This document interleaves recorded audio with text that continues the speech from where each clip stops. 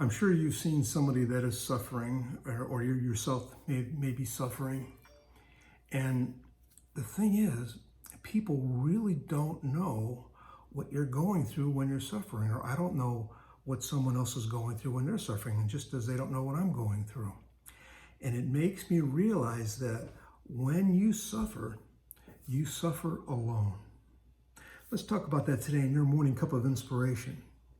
You suffer alone because people don't know what else is going on inside. You see, physical suffering, for one thing, can lead to an emotional issue, which can lead to a psychological issue, which can lead to a spiritual issue, or you can just go backwards with that. A spiritual issue can lead to an emotional issue, which can lead to a psychological issue, which could add to a physical issue, a physical harm. So we never know what people are suffering deep down, what's inside. Only they know and only God knows. So no one can feel your suffering but you. And I can't feel someone else's suffering just like they can't feel mine, because we all go through individual suffering. So I think that is why God says, love your neighbors as yourself over in Mark 12:31. Is what would go on deep inside me can be going on deep inside someone else. So I need to remember them, pray for them, just like it says in Galatians 6:2.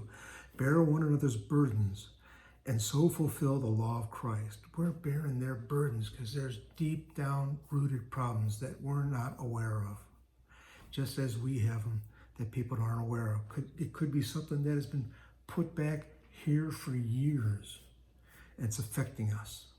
So we have to lift each other up and remember each other in prayer. Because Jesus said in Isaiah 43:2, when you pass through the waters, I will be with you, and when you pass through the rivers, they will not sweep over you. When you walk through the fire, you will not be burned. The flames will not set you ablaze. Well, how can Christ say this? Over in Isaiah, how is he talking about this? Because he was betrayed by one of his inner circle, Judas.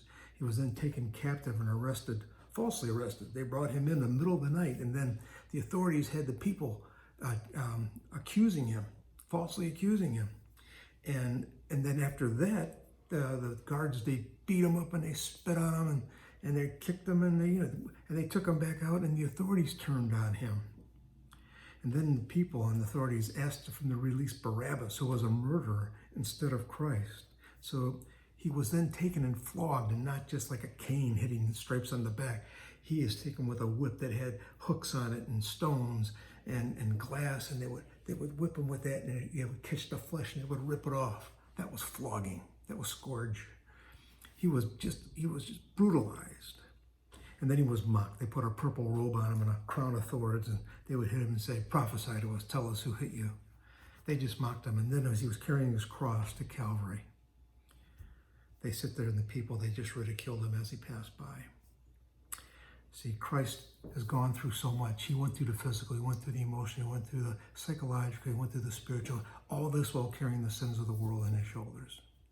So that is who we turn to when we are suffering, and that is who we go to when someone that we know is suffering.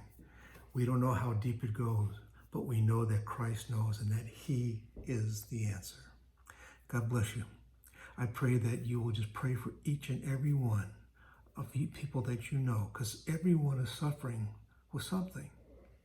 They're not going to talk about it, but they're suffering with something. So we're supposed to lift up each other, bear one another's burdens. God bless you. Look forward to seeing you again for another morning cup of inspiration. Have a wonderful day.